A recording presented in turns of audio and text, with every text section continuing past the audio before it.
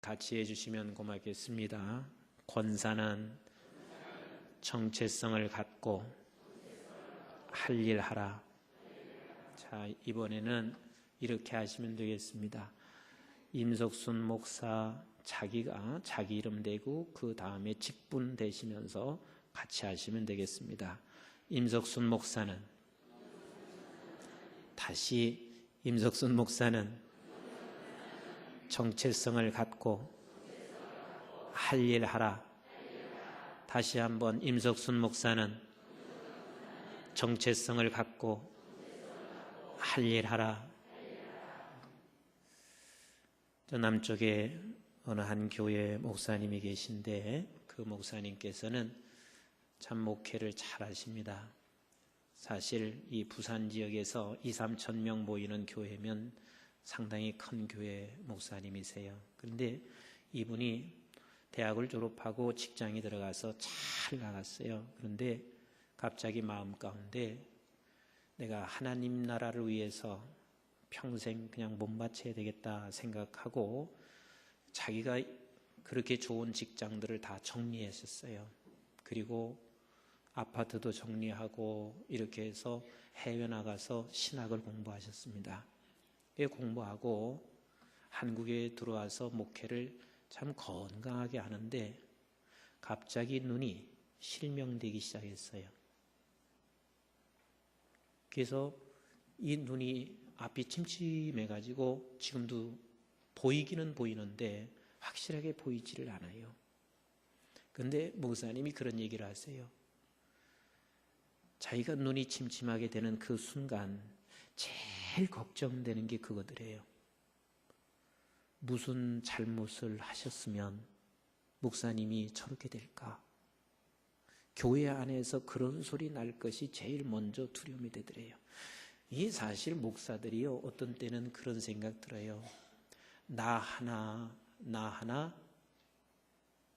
십자가에 달려서 죽더라도 하나님의 교회만 견고하게 섰으면 좋겠다.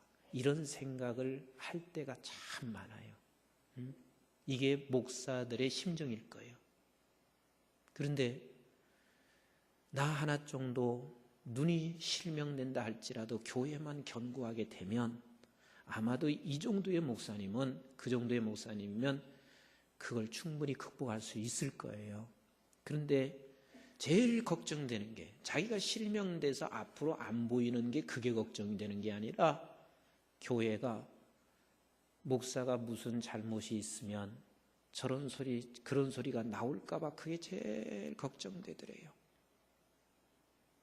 그런데 병원에서 누워있는데 어느 날 권사님이 목사님한테 찾아오시더래요. 목사님께서 지금 눈이 앞으로 점점 계속해서 안 보이실 텐데 목사님 얼마나 힘드실까 생각하니까 제가 견딜 수가 없어서 하나님 앞에 가서 무릎을 꿇고 밤새 철야하고 기도했어요. 그런데 하나님이 내 마음 가운데 이런 감동을 주셨습니다. 참 기도를 하는데 그 권사님에게 이런 감동을 주시더래요. 사랑하는 딸아, 네가 목사님의 눈이 되거라. 네가 목사님의 눈이 되주거라. 그래서 자기가 그렇게 다시 물었대요. 하나님, 내가 어떻게 목사님 눈이 되줄 수 있습니까? 그런데 갑자기 마음속에서 너희 담임 목사님 책 좋아하잖아.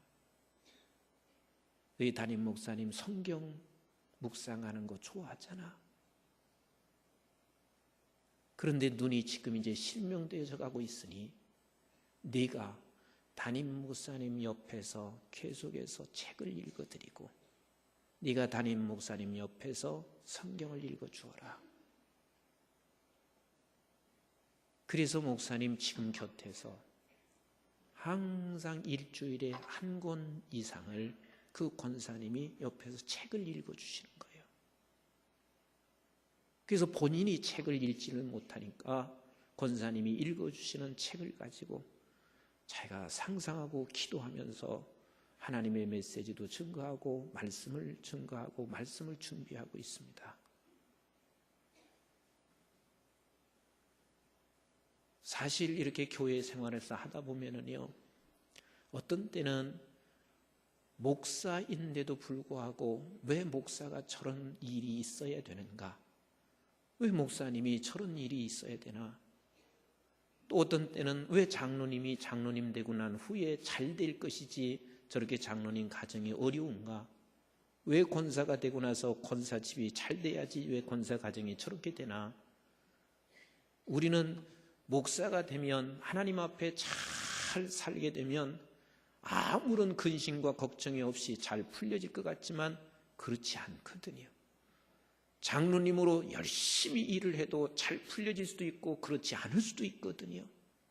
권사님들에게도 마찬가지 아니겠어요? 내가 권사가 됐는데 뭐가 내가 잘못이야. 그런데 권사가 되고 난 후에 우리가 일이 잘 안 풀릴 수가 있어요. 그럴 때마다 우리는 옆에 주변에서 이런 사람들 때문에 힘들어요. 딱 와서 그런 얘기를 하거든요. 당신 권사 말이야, 요즘 기도를 그따위 하니까 자식이 그렇게 돼. 이게 얼마나 오만한 말인지 몰라요. 이게 얼마나 사람을 힘들게 하는지 몰라요. 이게 정죄하는 거거든요. 지금 그러지 않아도 내 마음은 부담이 되고 있어요.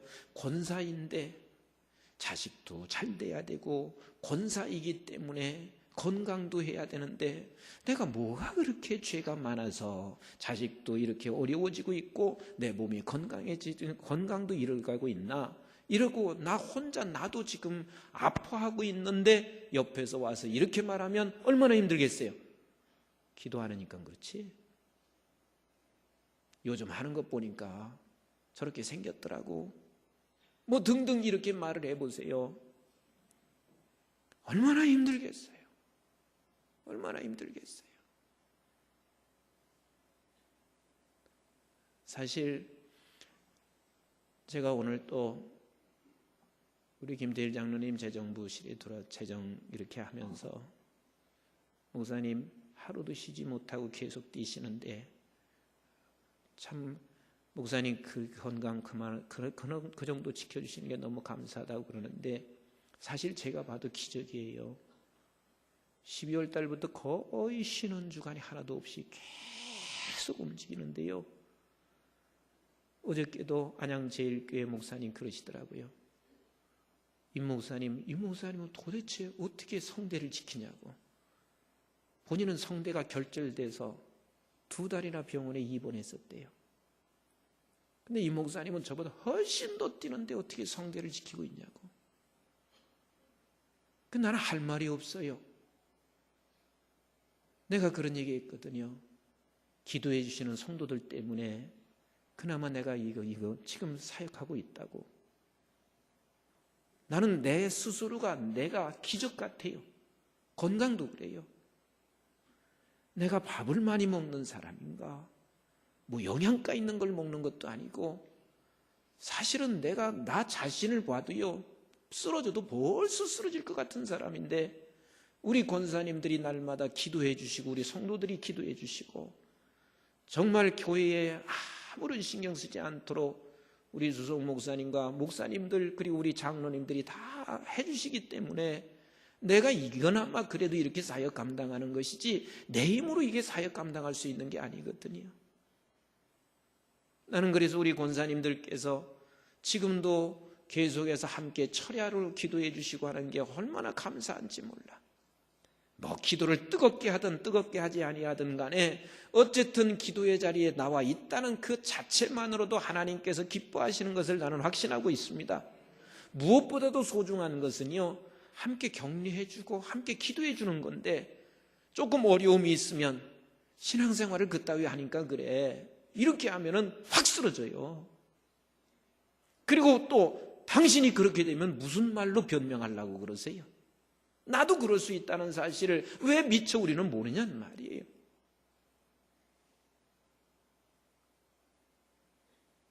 우리 권사님들께서 일평생 살아가면서 우리 권사님들 정말 수많은 사람들을 일으켜 세우시는 권사님들 되시기를 주의 이름으로 축원합니다.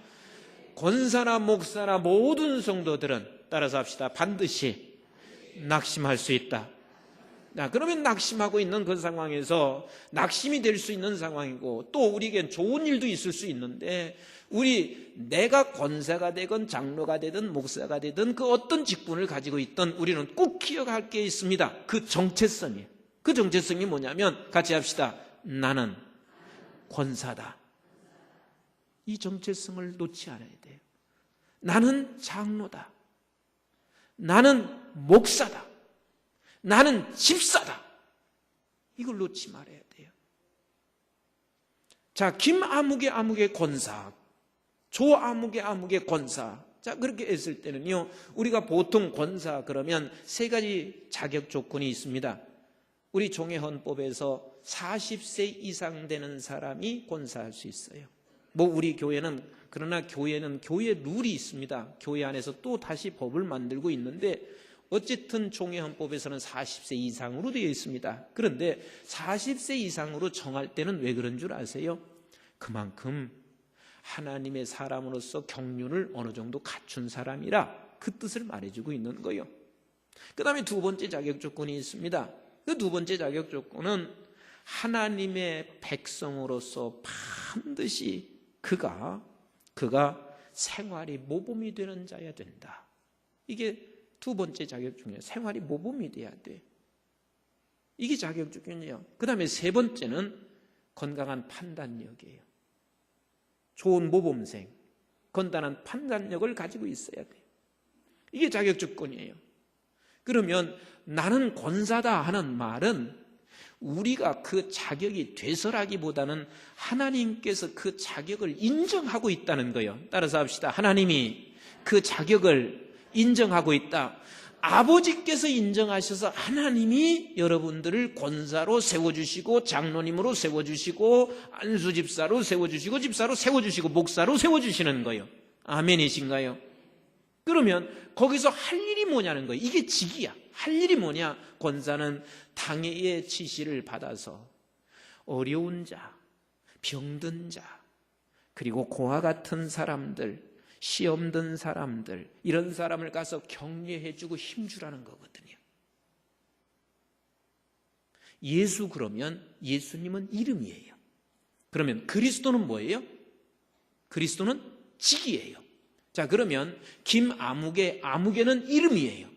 근데 권사는 뭐냐면 그 이름에 걸맞는 하나님의 자격을 주시고 그 권사는 거기에 대한 직무인데 그 직무가 뭐냐면 어려운 자를 가서 돌봐라. 지쳐있는 자 일으켜줘라. 그리고 힘든 자들 세워줘라. 격려해줘라. 이게 권사가 할 일이란 말이에요.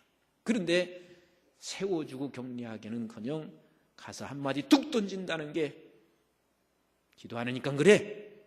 이렇게 탁 해버리고 그런단 말이에요.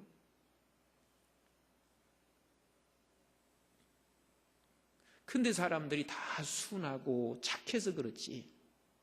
한번 속으로 한번 생각해 보세요. 당신이 기도하는 건 당신의 힘인 줄 알아. 당신이 지금 건강한 건 당신의 힘인 줄 알아. 당신이 좀 더 나보다 건강해서 지금 할 수 있는 일이 있다면 당신의 힘인 줄 알아. 하나님이 당신을 지켜주시니까 그렇지. 그것도 알지 못하고 우리는 정죄할 때가 너무 많거든요.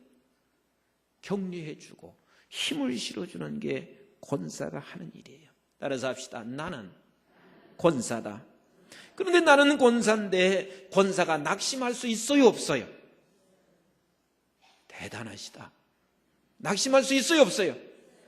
있어요. 담임 목사 낙심할 수 있어요, 없어요? 많아요. 수없이 낙심할 수 있습니다.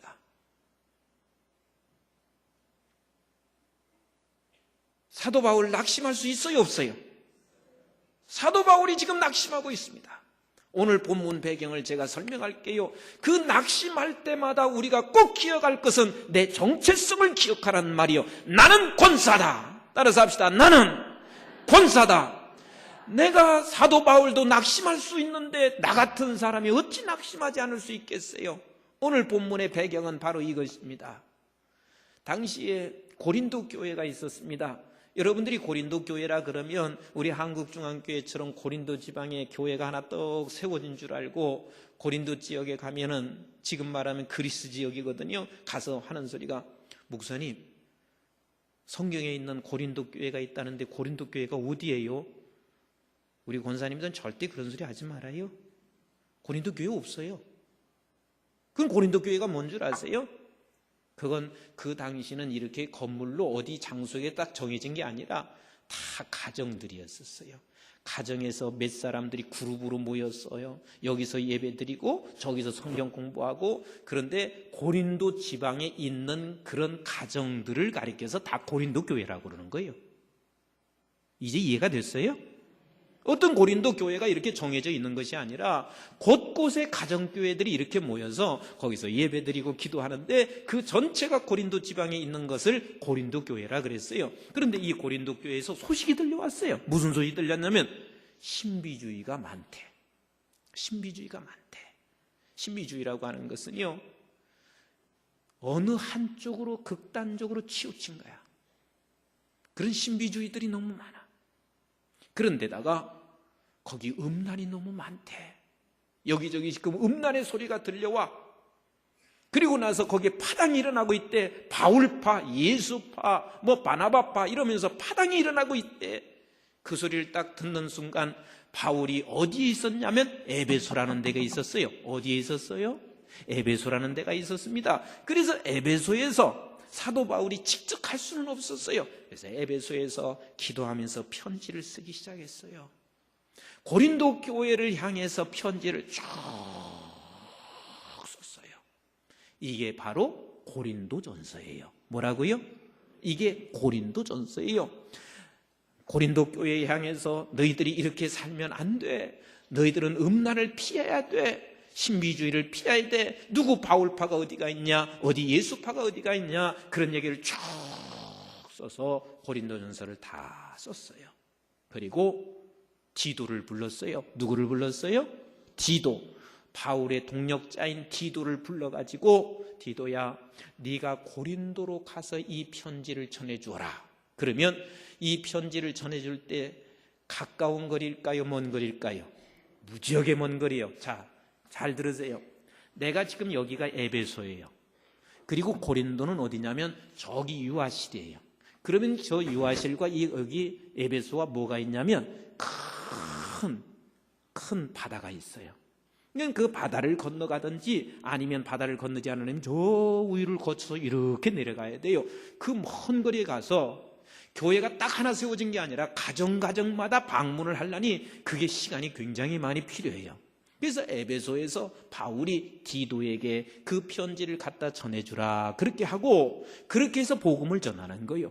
편지로. 그리고 사도 바울이 이렇게 말했습니다. 디도야, 고린도에서 그걸 다 전하고 나서는 에베소로 오지 마. 어디서 우리 만나냐면 드로아에서 만나자. 어디서 만나자? 드로아에서 만나자. 나도 에베소에서 드로아로 가고 너는 고린도에서 드로아로 와라. 그래서 우리 드로아에서 만나자 이렇게 말을 했어요. 그러면 드로아는 어디냐면 꼭 지도가 이렇게 생겼어요. 여기가 에베소라면 드로아는 저기 우리 여기에 있는 유아실하고 똑같아. 여기 유아실. 그 다음에 저기는 어디? 저기는 고린도예요. 그러면 여기다 해변가가 하나 있어요. 그래서 에베소에서 저기로 드로아로 가고 고린도에서 저쪽으로 드로아로 가면 바다를 건너지 않고 육지를 향해서 갈 수 있어요. 그래서 거기 우리 드로아에서 만나자 하고 사도 바울이 디도를 보냈어요. 자, 그런데 사도 바울이 에베소에서 드로아로 딱 도착을 했는데 누가 안 왔냐면 디도가 안 왔어요. 분명히 올 시간이 됐는데 디도가 안 온 거예요. 그래서 사도 바울이 디도가 안 오면서 어떤 일이 일어났는지 우리 13절을 같이 읽어봐요. 본문 13절 시작. 내가 내 형제 디도를 만나지 못함으로 내 심령이 편하지 못하여 그들을 작별하고 마게도냐로 갔더라. 자, 디도가 오지 아니함으로 말미암아 바울이 어떻게 됐어요? 응? 심령이 편치 않다. 이 말은 낙심했다 그 말이에요. 사도 바울이 누구예요? 우리를 향해서 이런 편지를 썼잖아요. 항상 뭐하라? 기뻐하라. 쉬지 말고 뭐하라? 기도하라. 범사에 뭐하라? 감사하라. 너희들이 왜 낙심하느냐? 너 담대하게 살아. 이런 말을 끝없이 외쳤던 사도 바울이에요. 수많은 곳곳에 다니면서 그가 복음을 외치며 절망 가운데 있는 자들을 일으켜 세우고, 그리고 절망 속에 있는 자들에게 그리스도의 소망을 주었던 그 사도 바울이 오늘 디도가 오지 아니함으로 말미암아 그곳에서 만나기로 했는데 디도가 오지 않았어요. 그래서 심령이 심히도 편치 않았다. 내가 지금 낙심하여 낙심됐다고.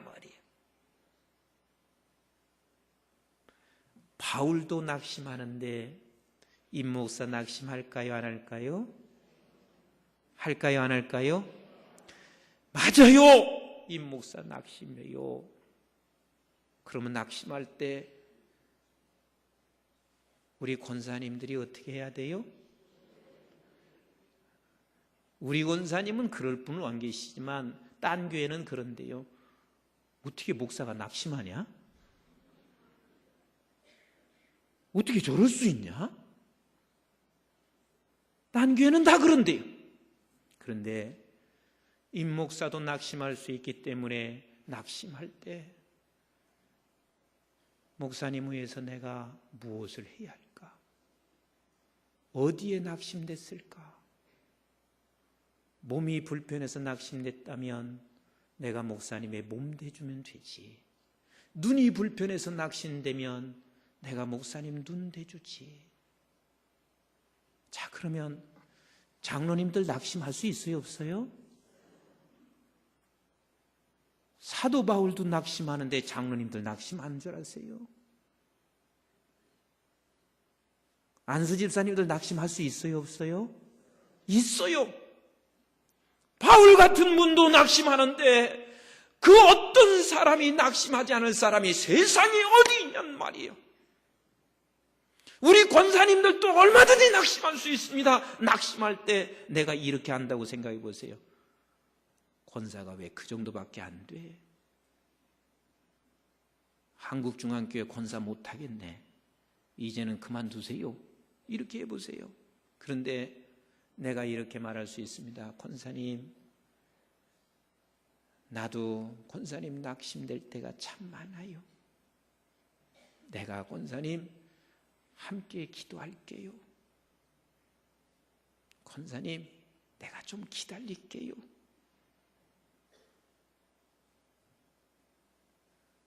그렇게 임 목사가 말하면 그때 훨씬 더 힘이 생길 수 있지 않겠어요? 누구든지 나 낙심될 수 있어요. 는 결국은 낙심된다고 해서 나는 권사를 포기하지는 않아요. 사도 바울이 지금 낙심된다고 해서 그 자신이 갖고 있는 사도직을 포기하지는 않아요. 낙심은 할 수 있지만 자기 직분을 포기하지는 않습니다.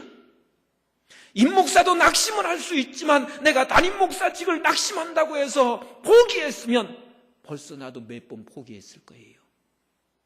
근데 그건 포기하지 않는 거예요. 사도 바울이 지금 포기하지 않고 있습니다. 왠 줄 아세요? 낙심 가운데도 우리 하나님이 주신 직분은 하나님이 지켜주시는 줄로 믿습니다. 아멘. 그래서 바울이 지금 디도가 오지 않아서 낙심하고 있는 중에도 어떻게 하고 있는지 보세요. 우리 한번 13절을 다시 읽어보세요. 시작. 내가 내 형제 디도를 만나지 못함으로 내 심령이 편하지 못하여 어떻게 했어요? 그들을 작별하고 어떻게 했다? 마게도냐로 갔더라. 이 말은 무슨 소리냐면 지금 여기서 이 드로아에서 디도를 만났어야 돼요. 디도가 지금 어떻게 됐을지 몰라. 가다가 잡혔는지, 아니면 천하다가 죽었는지, 아니면 오고 가다가 어떤 맹수를 만났는지 지금 바울에게는 근심과 걱정이 되고 있습니다. 그러나 그렇다고 해서 거기서 포기하지 않고 그들을 작별하고 어디를 갔다고요? 마게도냐로 갔더라. 왜 마게도로 간 줄 아세요? 따라서 합시다. 할 일은 하라. 할 일은 하는 거야. 할 일은 하는 거야. 여기서 지금 할 일을 하는 것은 어찌 보면은 사도 바울은 억지로 하는지도 몰라요. 낙심한 상태에서 하니 기쁨이 될 수는 없어요. 근심이 됩니다. 그러나 자기의 직분에 대하여 할 일은 하고 있다 그 말입니다. 이게 바울이에요. 그러면서 14절 이렇게 말하고 있는 거예요. 우리 한번 같이 읽어볼까요? 시작. 항상 우리를 그리스도 안에서 이기게 하시고 우리로 말미암아 각처에서 그리스도를 아는 냄새를 나타내시는 하나님께 감사하노라. 그래, 이렇게 할 수 있는 근거가 뭐냐면 항상 우리를 그리스도 안에서 이기게 하시는 하나님. 그 낙심 중에서 결국은 누구를 바라보냐면 예수 그리스도를 바라보고 있습니다. 절망하는 가운데서 거기서 주저앉고 포기하고 자기의 직분을 내려놓는 것이 아니라 이 낙심하는 가운데서도 여전히 항상 그분만큼은 변하지 않아요. 그분만큼은 나를 향해서 낙심하지도 않으셔. 그분만큼은 실패하지 않으셔. 그분만은 항상 변치 아니하시는 그리스도 안에서 같이 합시다. 이기게 하시고 그분이 이기게 하실 거야. 디도가 지금 돌아오지 않지만 그분이 이기게 하실 거야. 지금 디도가 돌아오지 않아서 내게 지금 낙심되고 있지만 그분이 이기게 하실 거야. 그러면서 지금 작별하고 마게도냐로 가고 있습니다.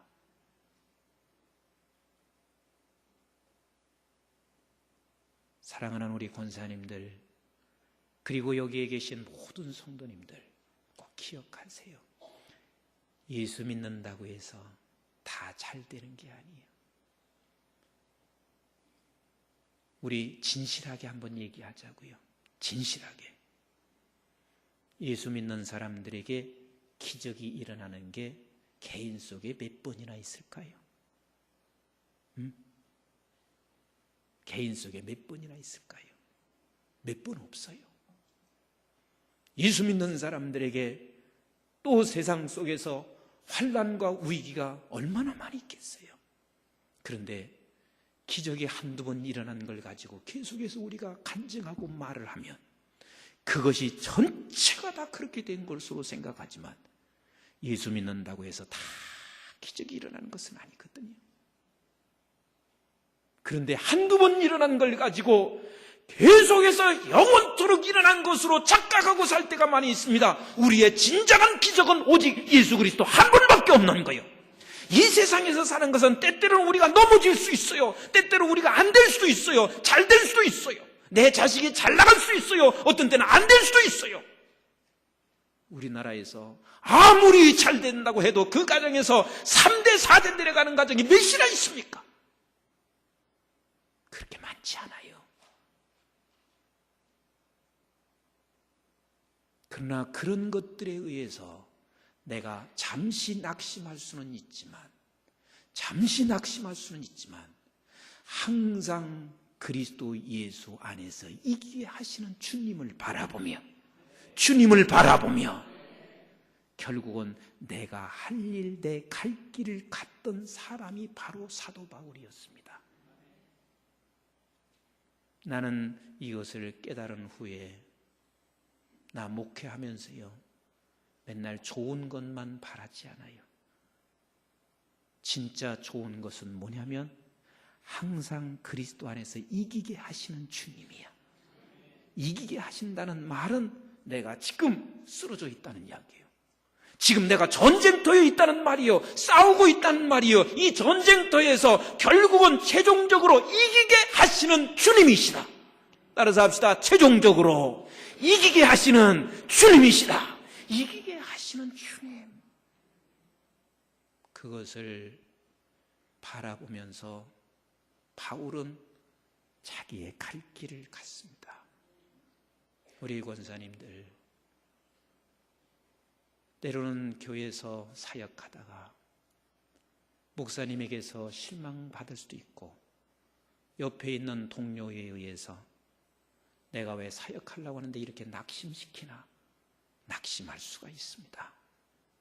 그래서 조금 기도하려고 하니까 기도하는 것조차도 낙심시켜서 기도도 다 못하게 만들고, 선교의 일 좀 하려고 하니까 그것도 낙심시키게 하고, 어떤 때는 사람이 그렇게 만들기도 하고 환경이 그렇게 만들게 하고 내 자신이 그렇게 만들기도 하지만 나는 권사다. 이 정체성을 잃지 말고 할 일을 하라.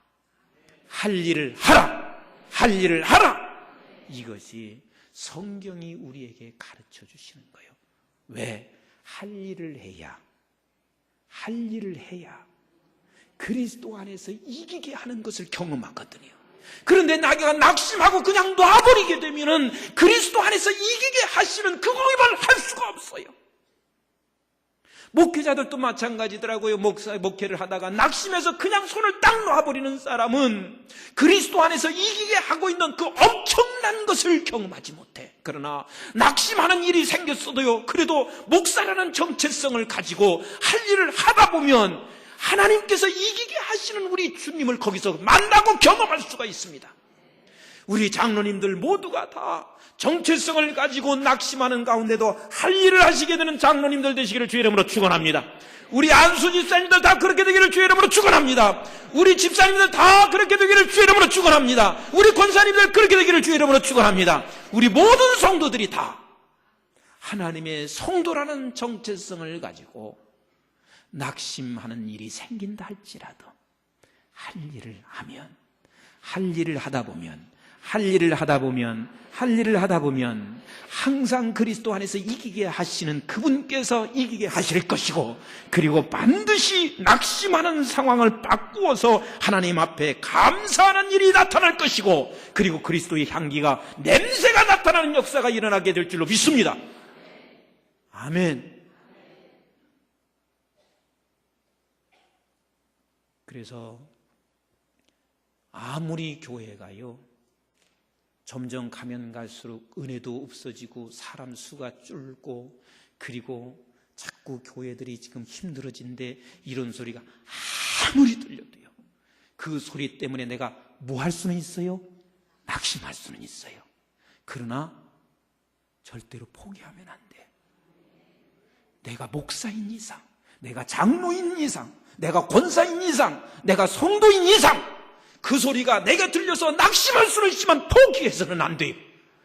왜? 포기하지 않고 가는 사람만이 항상 그리스도 안에서 이기게 하는 것을 경험하여 그 사람만이 그리스도의 냄새를 드러낼 수가 있어요. 그 사람만이 내 입에서 감사가 반드시 그에게 있게 됩니다.